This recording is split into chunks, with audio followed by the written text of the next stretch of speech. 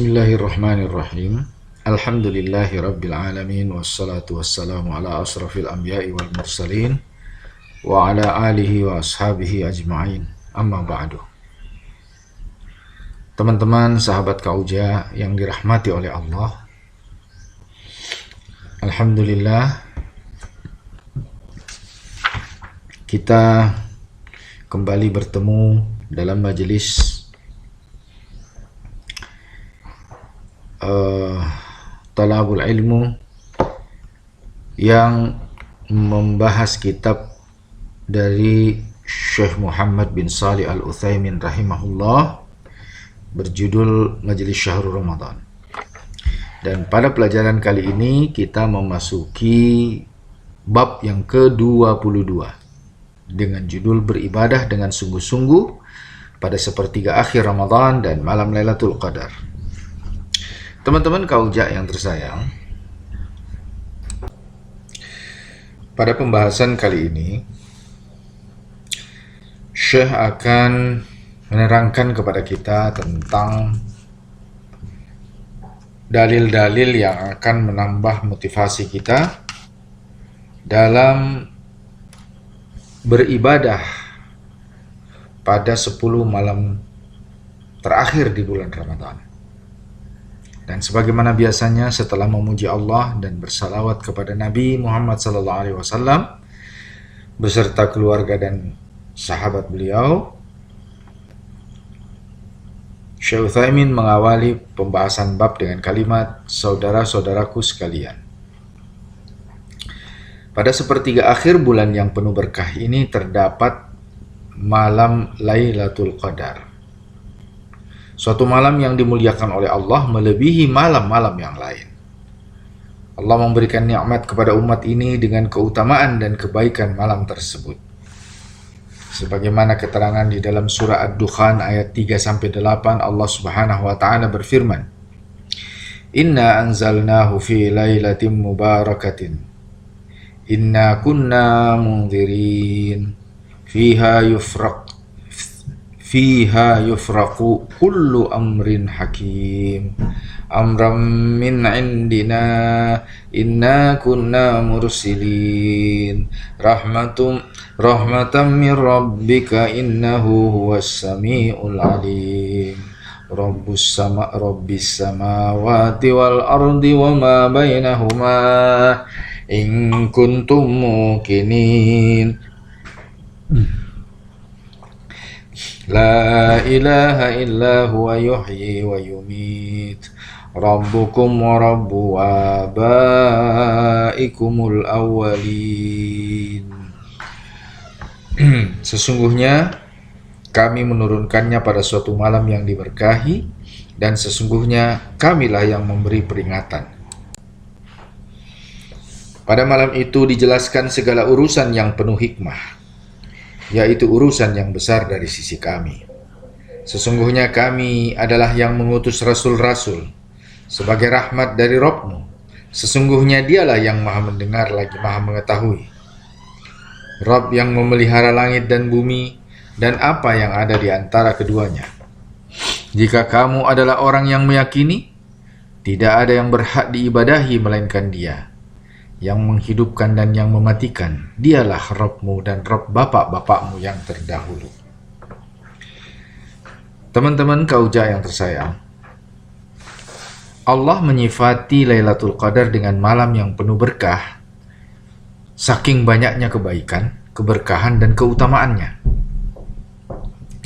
Di antara keberkahan malam ini adalah turunnya Al-Quran yang penuh rahmat pada malam tersebut. Allah juga menyatakan bahwa pada malam itu dijelaskan segala urusan yang penuh hikmah. Maksudnya, segala urusan untuk setahun ke depan dijelaskan secara terperinci dari Lauhul Mahfuz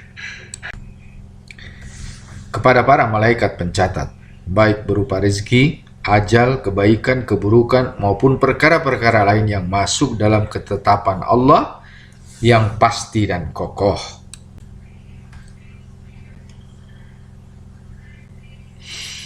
Di dalamnya tidak ada cacat, kekurangan, kebodohan, dan kebatilan.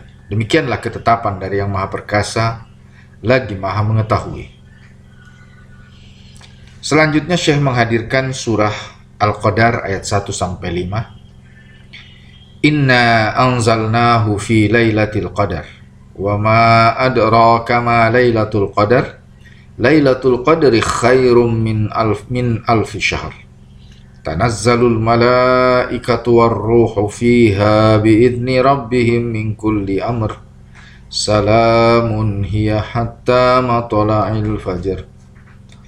Sesungguhnya kami telah menurunkan Al-Quran pada malam kemuliaan. Dan tahukah kamu apakah malam kemuliaan itu? Malam kemuliaan itu lebih baik daripada 1000 bulan. Pada malam itu turun malaikat-malaikat serta Jibril dengan izin Tuhannya untuk mengatur segala urusan. Malam itu penuh dengan kesejahteraan sampai dengan terbitnya fajar. Nah, teman-teman yang dirahmati Allah, Syekh menjelaskan bahwa arti dari kalimat atau kata Al-Qadar, ya, Lailatul Qadar, arti dari kata Qadar, kalau Lailatul kan malam ya, kalau arti dari kata Al-Qadar adalah kemuliaan, pengagungan atau ketetapan dan keputusan. Dinamakan demikian karena pada malam ini malam yang agung dan mulia. Ketika itulah Allah menurunkan ketetapan atau takdirnya apa yang akan terjadi setahun ke depan dari perkara-perkara yang penuh dengan hikmah. Ya. Berikutnya di dalam ayat yang sama Allah tadi sudah kita bacakan ya, Lailatul Qadri khairum min alfi syahr, bahwa malam kemuliaan itu lebih utama dari 1000 bulan. Ya. Maksudnya dari sisi keutamaan, kemuliaan, serta banyaknya pahala serta ganjaran. Oleh karena itu, siapa saja yang melakukan sholat pada malam itu dengan iman dan mengharapkan pahala, akan diampuni dosa-dosanya yang telah lalu. Sebagaimana dalam hadis yang sahih. Ya. Baik. Rasulullah telah bersabda dalam hadis yang sahih, "Man qama Ramadana, ya, man qama barang siapa yang mengerjakan sholat atau yang melaksanakan ibadah pada malam Lailatul Qadar, ya, maka akan diampuni dosa-dosanya yang telah lalu." Keistimewaan pada malam tersebut, sebagaimana dalam surah Al-Qadar tadi, Allah berfirman, "Tanazzalul malaikatu warruhu fiha." Pada malam itu turun para malaikat serta Jibril. Jibril dikatakan di dalam ayat ini dengan ar-ruh. Ar-ruh itu adalah Jibril, ya. Karena di sini Allah menggunakan ya alif lam ma'rifat yang menunjuk secara langsung kepada sesuatu. Ya, bukan bersifat jamak, ya, bukan bersifat nakirah umum, tetapi bersifat khusus. Ada alif lam ma'rifat. Baik. Malaikat adalah salah satu hamba Allah yang senantiasa beribadah kepada Allah siang dan malam. Ya. Dan Allah mensifati sifat dari para malaikat ini sebagaimana dalam surah Al-Anbiya ayat 19 dan 20, la yastakbiruna an ibadatihi wa la yastahsirun. Ya, yusabbihuna al-laila wan nahara la yafturun. Mereka para malaikat tidak mempunyai rasa sombong dan angkuh untuk beribadah kepada Allah dan tidak pula merasa letih atau lelah. Mereka selalu bertasbih baik malam maupun siang, tidak henti-hentinya. Ya. Nah, teman-teman yang dirahmati oleh Allah, ya. Ini termasuk pernyataan Allah menjawab salah satu pertanyaan yang sering ditanyakan oleh orang-orang non-muslim, termasuk mereka ateis yang mengatakan bahwa kalau Tuhannya orang Islam itu hebat, kenapa dia tidak menciptakan saja manusia ini satu macam, kata. Ya, tidak usah bermacam-macam, tidak usah bergolong-golongan, ya, tidak usah berbeda-beda pendapat. Nah, apakah Tuhan tidak mampu menciptakan manusia seperti itu? Ya, kita jawab bahwa berdasarkan dalil ini, Allah punya ciptaan makhluk yang jumlahnya miliaran, bahkan lebih banyak dari jumlah manusia, yang tidak ada berbeda pendapat, yang tidak ada bergolong-golongan. Yaitu siapa? Para malaikat. Ya. Ya. Malaikat ini jumlahnya miliaran, ya. Sebab malaikat Allah ciptakan jauh sebelum Adam alaihissalam diciptakan. Maka jumlah malaikat yang Allah ciptakan itu jumlahnya jauh melebihi jumlah daripada manusia. Nah, teman-teman kauja yang dirahmati oleh Allah. Namun, sebagaimana yang dikatakan, yang difirmankan oleh Allah pada ayat ini, ya, la yastakbiruna an ibadatihi. Mereka para malaikat itu tidak ada yang sombong, ya, tidak ada yang angkuh dalam menyembah Allah. Ya, tidak ada yang berdebat, tidak ada yang beradu argumen. Wala yastahsirun, dan mereka tidak pernah bosan menyembah Allah. Sejak ribuan, bahkan mungkin miliaran tahun yang lalu mereka sudah menyembah Allah, bertasbih kepada Allah. Tidak ada rasa capek, tidak ada rasa letih. Ini adalah sebuah keistimewaan yang Allah sampaikan di dalam ayat ini, di dalam Al-Quran ini, bahwa Allah mampu kalau Dia mau. Seandainya Allah menginginkan manusia cuma satu macam, apa susahnya? Malaikat itu satu macam. Ya, semua malaikat itu tidak ada satupun yang berbeda pendapat mengenai Allah, dan semuanya menyembah Allah dengan penuh kekhusyuan, tidak ada kesombongan, tidak ada rasa kelelahan, kebosanan, tidak ada. Semua malaikat sejak jutaan tahun yang lalu menyembah Allah itu tidak ada kebosanan. Dalam salah satu riwayat bahkan ada yang mengatakan iblis sebelum dilaknat oleh Allah itu sujudnya saja 40 tahun itu cuma sujud. Ya, Masya Allah. Baik, teman-teman yang dirahmati Allah, pada malam Lailatul Qadar, kata Syekh, mereka turun ke bumi dengan membawa berkah, kebaikan, dan rahmat. Yang dimaksudkan dengan waruh dalam ayat tadi adalah Jibril alaihissalam. Penyebutannya disebutkan secara khusus untuk menunjukkan kemuliaan dan keutamaan dari Jibril sebagai sang utusan. Ya. Dan kalimat salamun hiya, malam itu penuh dengan kesejahteraan, maknanya malam Lailatul Qadar itu adalah malam keselamatan bagi kaum muslimin dari semua hal yang menakutkan, ya, termasuk neraka, teman-teman, dan siksa kubur. Disebabkan banyaknya orang yang dibebaskan dan terselamatkan dari neraka pada malam tersebut. Ya. Hatta matala'il fajar, sampai terbitnya fajar. Maksudnya pada malam tersebut akan berakhir dengan terbitnya fajar seiring dengan usainya amalan di malam hari. Nah, surat yang mulia ini menjelaskan berbagai keutamaan malam Lailatul Qadar yang bisa kita sebutkan. Kata Syekh, pertama, di dalamnya Allah menurunkan Al-Quran yang membawa petunjuk dan kebahagiaan bagi manusia di dunia dan akhirat. Ya, pada malam itu Allah pertama kali menurunkan Al-Quran, dan momentum Allah menurunkan surah Al-Alaq, Iqra' bismi rabbikal ladzi khalaq, ini Allah abadikan dengan malam Lailatul Qadar. Ini menunjukkan bahwa memang Al-Quran ini adalah satu-satunya mukjizat Nabi Rasulullah, ya, yang memiliki keistimewaan yang luar biasa.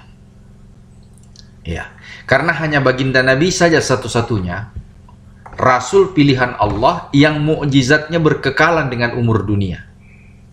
Nah, satu-satunya hanya Al-Quran saja yang berkekalan dengan umur dunia. Semua Nabi sesudahnya begitu meninggal habis mukjizatnya, kan? Tapi Rasulullah SAW mukjizatnya ini sampai hari kiamat. Al-Quran ini adalah mukjizat, teman-teman. Kenapa?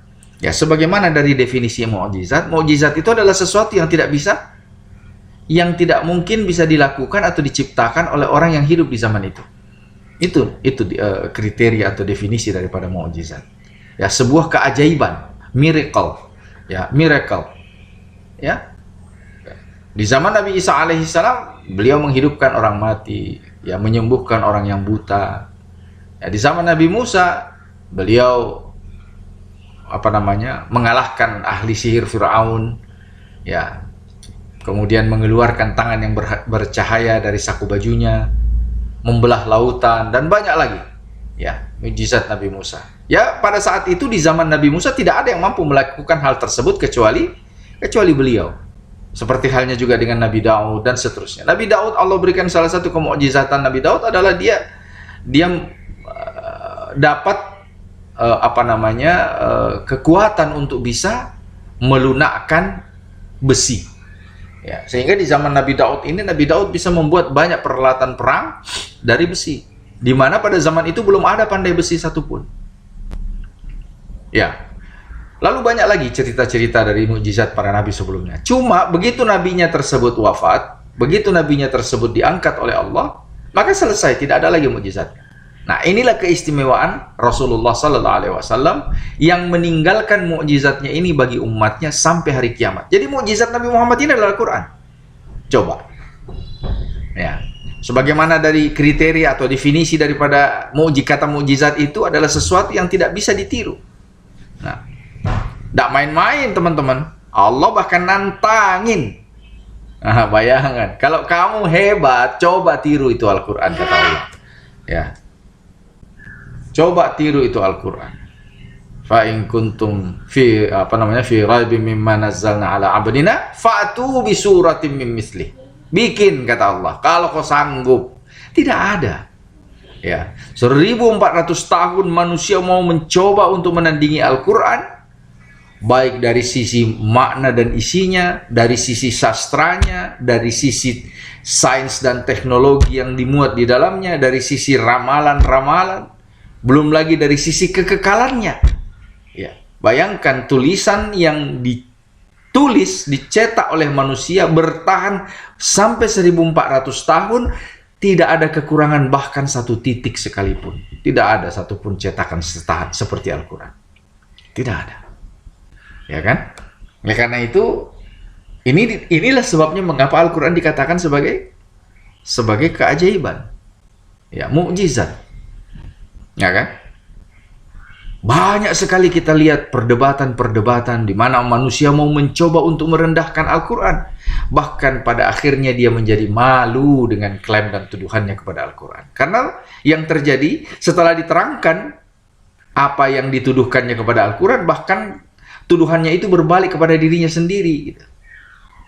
Ya, Al-Quran tidak bisa disalahkan, tidak bisa dikatakan bahwa ada pertentangan di dalam Al-Quran. Begitu dia tunjukkan pertentangan itu lalu dibahas dengan kaidah ilmu bahasa Arab, habis.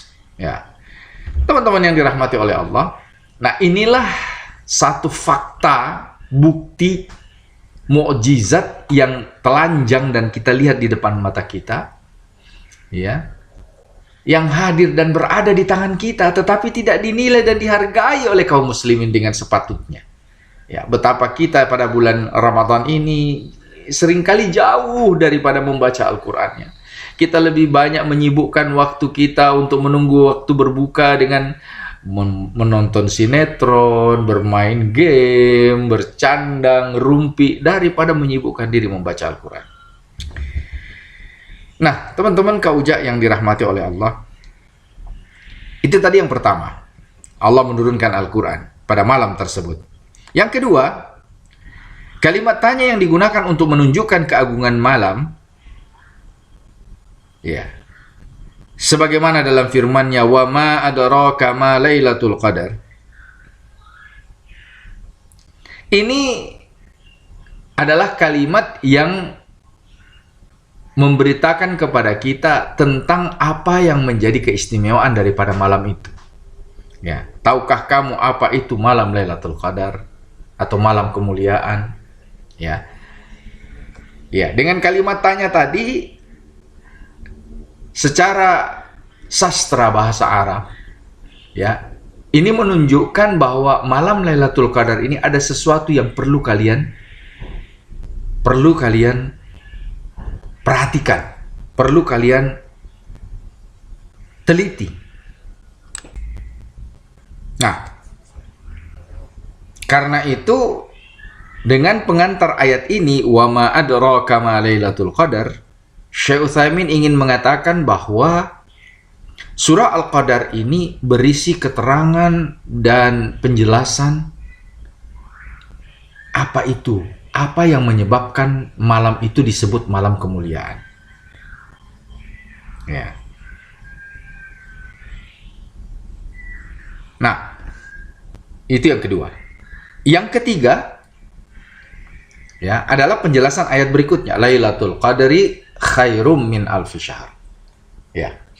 Lailatul Qadar atau malam kemuliaan itu adalah malam yang lebih mulia daripada 1000 bulan. Ya.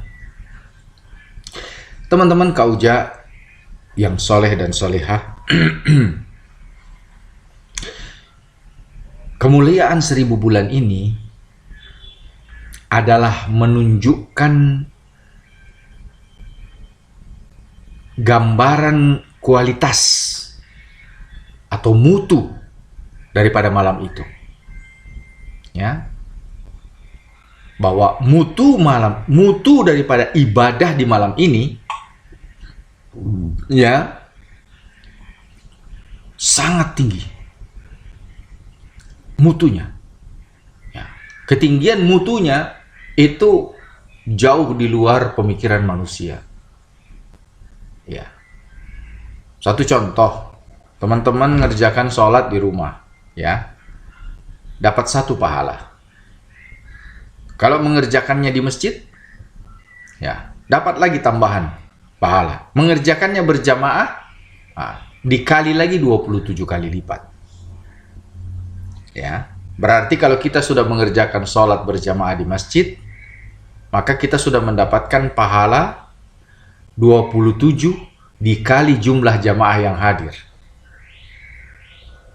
Ya, sebutlah misalnya jamaah yang hadir itu ada 2 shaf, ya, 2 shaf. Anggaplah 20 orang, teman-teman. Ya, maka 27 kali 20. Berarti sudah 54. Ya kan? Sudah kita dapat 54 pahala sholat di masjid. Kemudian kita sholat di Masjid Nabawi. Ya. Sholat di Masjid Nabawi, ya, itu sama dengan pahala 100.000 kali daripada sholat di masjid biasa. Ya, jadi kalau kita sholat di masjid, sebutlah 20 orang, lalu kita sholat di Masjid Nabawi 20 orang, ya, kalau di masjid biasa kita sholat cuma dapat pahala 54, kalau di Masjid Nabawi kita sholat dengan 20 orang, maka dikali lagi dari 54 itu 100.000. Ya, sudah berapa itu? Ya, 5,4 juta pahalanya. Sholatnya sama, jumlah jamaahnya sama, 100.000. Tapi kalau kita sholat di Masjidil Haram, pahalanya itu 1 juta kali lipat. Ya, 1 juta kali lipat dari Masjidil Nabawi, bukan dari masjid biasa, Pak, tapi dari Masjid Nabawi. Maka pahalanya, bayangkan, ya, 5,4 juta kali lipat pahala yang kita dapatkan di Masjid Nabawi dikali lagi 1 juta. Ya, 5,4 kali 1 juta berarti nolnya jadi berapa itu? Nah, 5 tambah 6. Ya kan? 11. Ya kan? Bisa 5 triliun, ya. Pahala ya. Itu kalau 20 orang, teman-teman. Bayangkan kalau di Masjidil Haram di malam Ramadan, bagaimana banyaknya manusia itu? Bisakah kita hitung? Ya. Mulai dari lantai pertamanya Masjidil Haram, lantai keduanya, lantai ketiganya, lantai keempatnya penuh sesak manusia. Bagaimana cara menghitungnya? Ya kan? Ini kemuliaan pahala yang akan kita terima di Masjidil Haram. Sudah berapa triliun itu hanya mengerjakan sholat berjamaah, sholat fardu. Sebutlah yang paling banyak, misalnya maghrib, isya, ya, atau zuhur, asar. Maka kita mendapatkan pahala 5 triliun lebih 1 kali sholat berjamaah. Tapi 5 triliun lebih itu belum seberapa, teman-teman, ternyata. Ya, belum seberapa. Bandingkan dengan pahalanya malam Lailatul Qadar yang khairum min alfi syahr. Kebaikannya, keistimewaannya, mutunya 1000 bulan. 1 kali kita mengerjakan di malam Lailatul Qadar sebuah ibadah, sebutlah sholat misalnya. Ya, kalau kita bertepatan bertemu dengan malam Lailatul Qadar, maka pahala sholat kita itu dikali dengan 1000 bulan. Ya, menurut sebahagian Pakar, bagian para ulama mengatakan 1000 bulan itu kurang lebih sekitar 82 atau 83 tahun. Nah, coba dihitung teman-teman, berapa triliun itu, ya kan?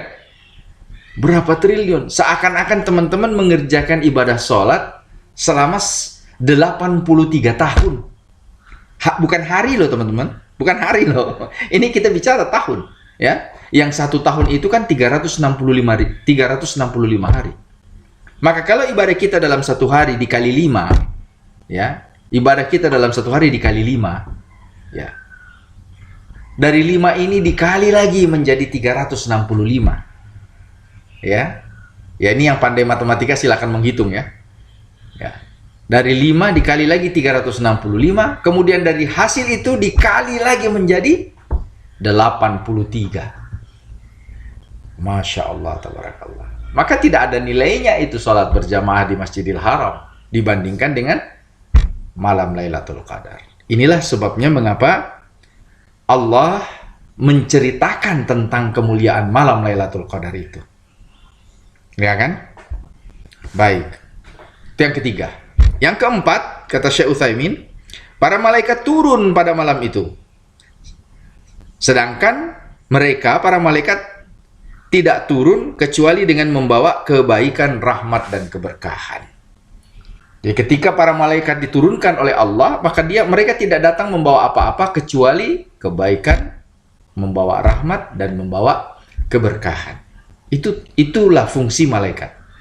Ya kan? Turun ke dunia itu dia tidak membawa azab, tidak membawa yang jelek-jelek. Pasti yang dibawa turunnya adalah kebaikan. Ya kan? Nah, makanya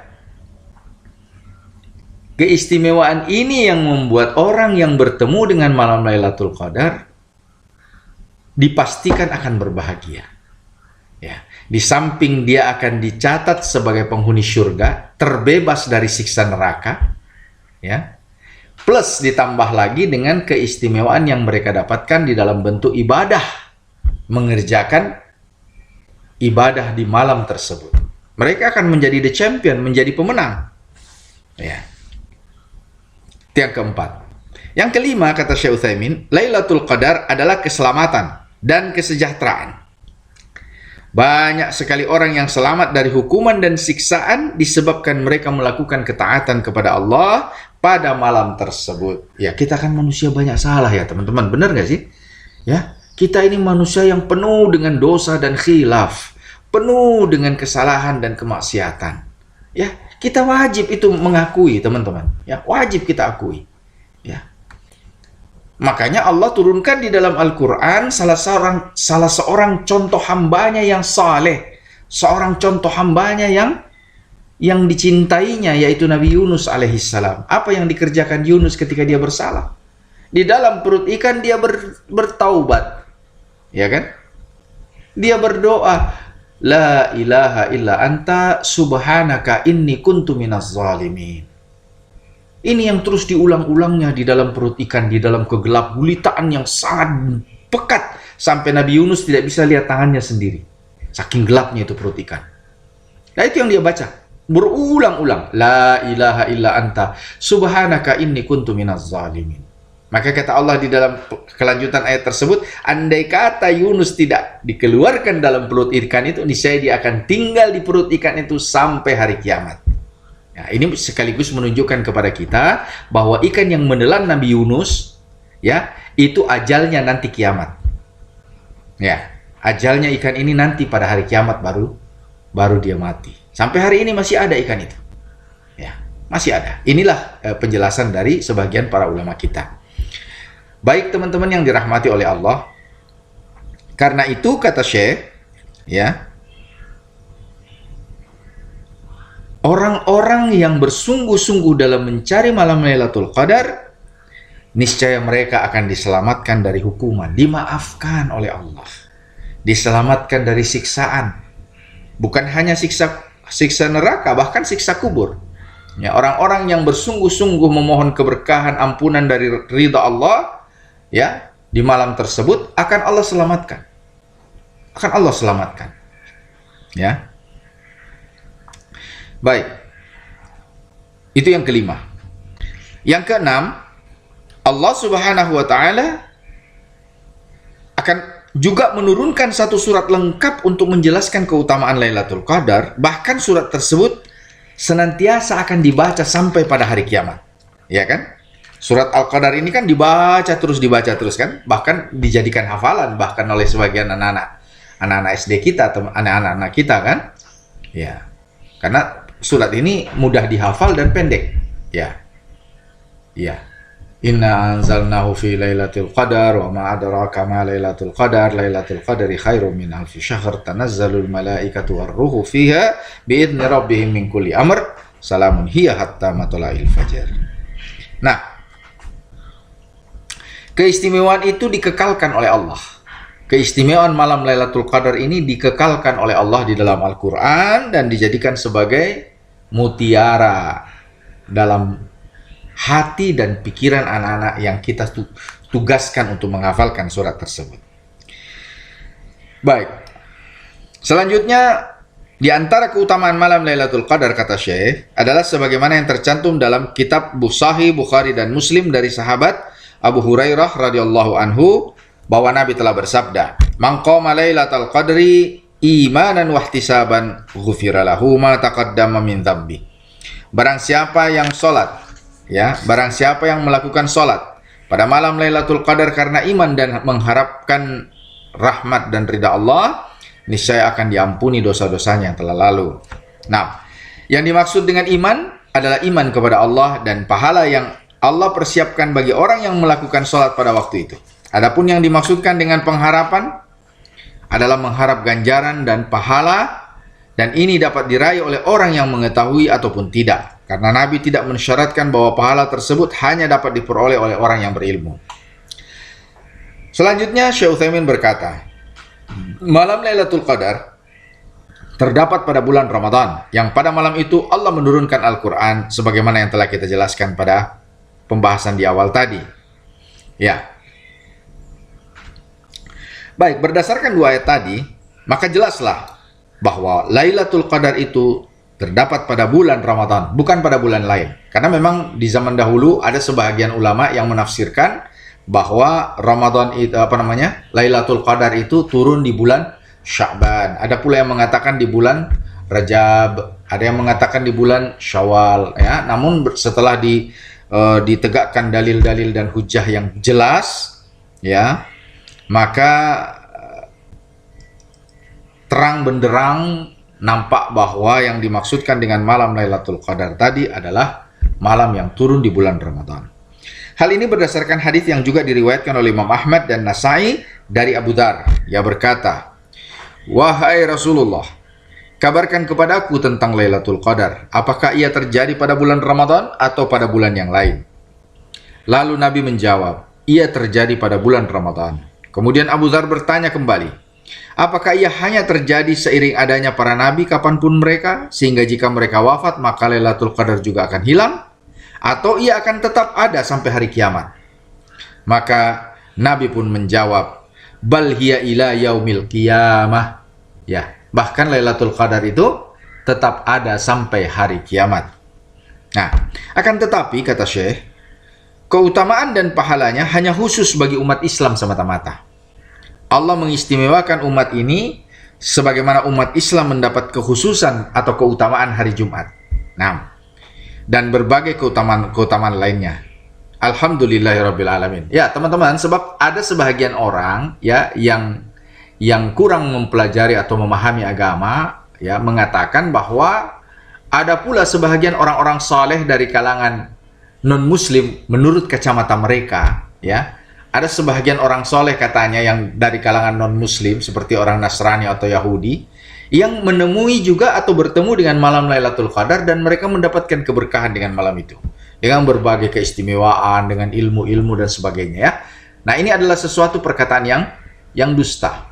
Ya, sebab kita sudah mengetahui dan sudah jelas menjadi akidah bagi kita bahwa Yahudi dan Nasrani pada hari ini yang bersandar kepada kitab mereka, apalagi ya orang-orang Nasrani yang hari ini mengakui Yesus sebagai Tuhan, atau paling tidak Yesus sebagai anak Tuhan, maka ini adalah sebuah kemusykilan atau kemusyrikan. ya, yang mustahil mendapatkan kemuliaan malam Lailatul Qadar. Ya, tidak mungkin, karena mereka berjalan di atas jalan yang keliru, jalan yang salah. Ya, yang mengatakan bahwa Allah itu punya anak, mustahil. Kata Allah, lam yalid wa lam yulad. Allah itu tidak punya anak, dan Allah juga tidak diperanakan, tidak punya orang tua. Ya, bagaimana mungkin mereka menuduh bahwa Isa itu adalah anak Allah? Padahal jelas-jelas dalam surah Al-Ikhlas Allah mempertegas itu. Lam yalid wa lam yulad. Allah tidak mempunyai anak dan Allah juga tidak punya orang tua. Ya, Allah itu walam yakul lahu kufuwan ahad. Tidak ada satupun makhluk yang Dia ciptakan yang sama dengan Allah. Tidak ada satupun. Allah itu lebih sempurna dari semua makhluk yang pernah Allah ciptakan. Ya, Allah maha sempurna. Nah, teman-teman kauja yang dirahmati oleh Allah. Ya, karena itu menuduh atau mengatakan bahwa ada non-muslim yang mendapatkan keutamaan Lailatul Qadar, ini adalah kedustaan. Ya, ini adalah kebohongan atau kejahilan, kebodohan, karena dia tidak paham. Ya, baik, kita lanjutkan. Lailatul Qadar terjadi pada 10 malam terakhir dari bulan Ramadan, sebagaimana dalam sabda Nabi sallallahu alaihi wasallam, taharrau lailatal qadri fil ashril awakhiri min Ramadan. Carilah Lailatul Qadar pada 10 malam terakhir dari bulan Ramadan. Hadis riwayat Bukhari dan Muslim. Terjadinya Lailatul Qadar pada malam-malam ganjil lebih memungkinkan daripada malam-malam genap. Ya, malam-malam ganjil lebih memungkinkan, sebagaimana pernyataan dari Rasulullah SAW sendiri pada hadis yang diriwayatkan Imam Bukhari, bahwa taharrau lailatal qadri fil witri minal ashril awakhir min Ramadan. Carilah Lailatul Qadar pada malam ganjil dari 10 malam terakhir di bulan Ramadan. Ya, berarti malam ganjil ya malam mulai dari malam 21, 23, 21, 23, 25, 27, 29. Ya, inilah saat-saat mencari malam Lailatul Qadar. Karena di sini terdapat sebuah dalil yang sahih dan kuat dari Imam Bukhari ya dalam kitabnya.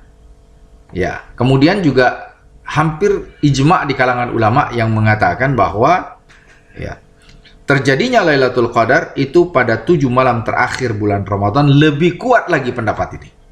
Ya, jadi dari 21, 23, 25, 27, 29 ya, di antara 5 waktu ini malam ganjil yang paling besar kemungkinannya adalah pada malam 27. Sebagaimana ditemukan pada hadis dari Ibnu Umar bahwa sebahagian sahabat Nabi bermimpi melihat Lailatul Qadar pada 7 malam terakhir bulan Ramadan. Kemudian Nabi bersabda,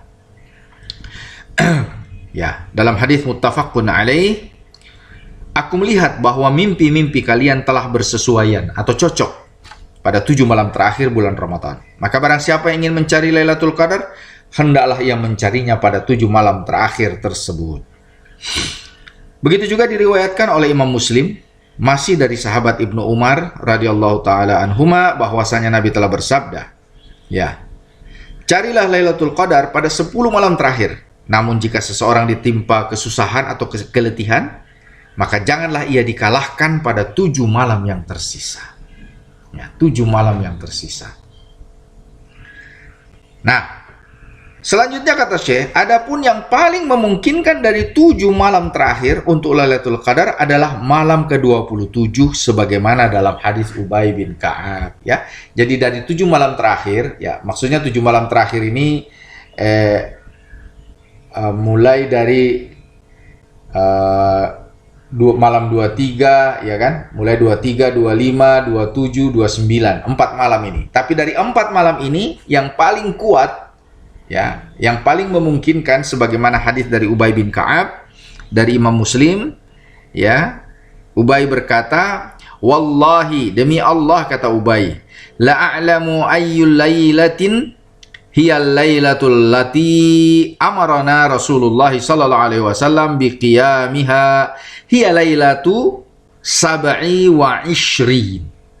Demi Allah, aku benar-benar mengetahui malam saat kita diperintahkan untuk melaksanakan salat di dalamnya, dan malam itu adalah malam ke-27, kata Ubay bin Ka'ab. Ubay bin Ka'ab ini termasuk salah seorang sahabat Nabi yang termasuk kelompok ulamanya para sahabat, ya. Ubay bin Ka'ab ini termasuk salah seorang kelompok ulamanya para sahabat bersama-sama dengan Abdullah bin Mas'ud, ya kan? Bersama-sama dengan Mu'adz bin Jabal, ya. Kemudian termasuk istri daripada baginda Nabi, Siti Aisyah, Abu Hurairah dan sebagainya. Ya. Meskipun demikian, Lailatul Qadar tidak terjadi pada malam yang sama setiap tahun.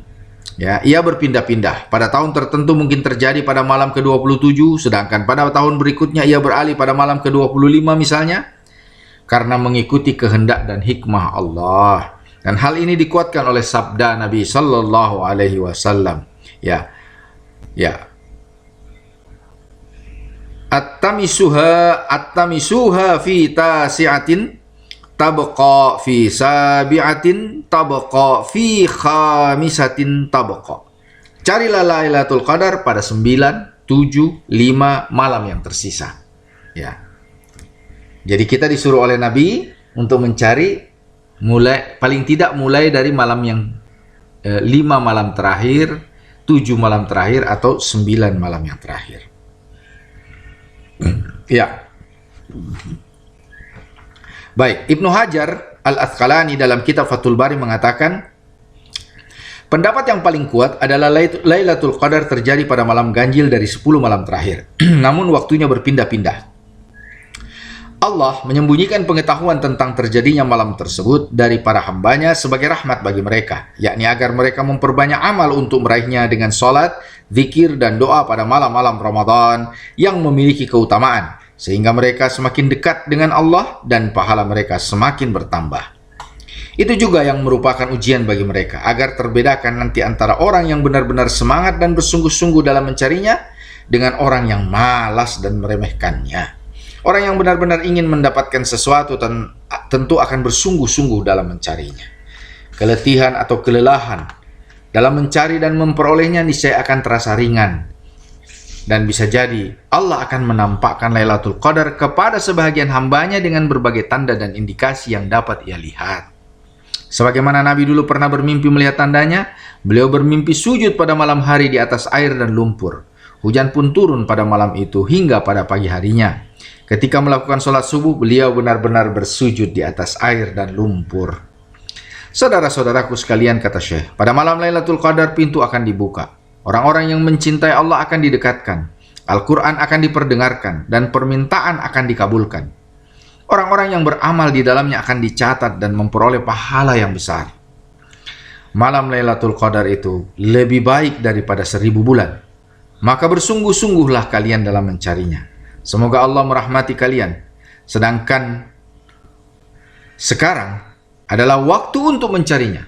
Sebagaimana yang teman-teman ketahui bahwa kita berada di bulan Ramadan Mubarak pada tahun ini. Ya.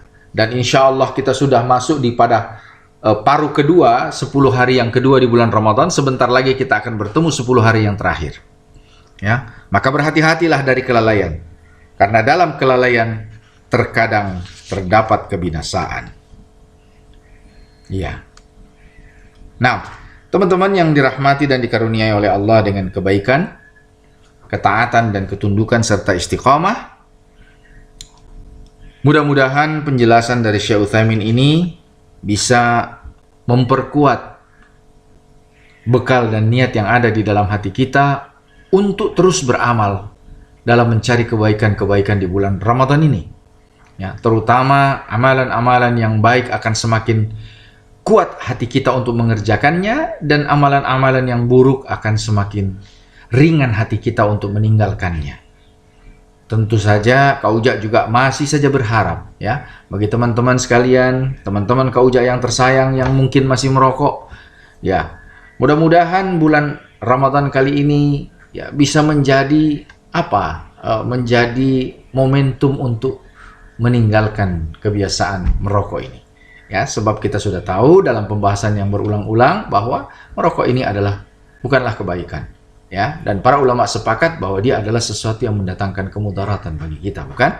Nah, teman-teman Kak Uja yang saleh dan salehah, ya, sebagai penutup, Kak Uja ingin sampaikan bahwa bab yang ke-23 atau bab lanjutan dari bab ini, ya, beliau beri judul sifat-sifat syurga dan semoga Allah menjadikan kita sebagai penghuninya. Amin ya Allah, amin. Amin ya rabbal alamin. Baik teman-teman, ini adalah pembahasan yang sangat baik dan tentu saja kita berharap untuk bisa sama-sama mengkaji ulang kembali bab ini, dan semoga Allah mudahkan kita menjadi hamba-hambanya yang dimasukkan dalam kelompok orang-orang yang akan dimasukkan ke dalam syurga. Amin ya rabbal alamin. Baiklah sahabat Kauja yang tersayang, kita tutup majelis kita dengan doa kafaratul majelis dan kalimatul hamdalah. Subhanaka Allahumma wa bihamdika asyhadu an la ilaha illa anta astaghfiruka wa atubu ilaik. Alhamdulillahi rabbil alamin.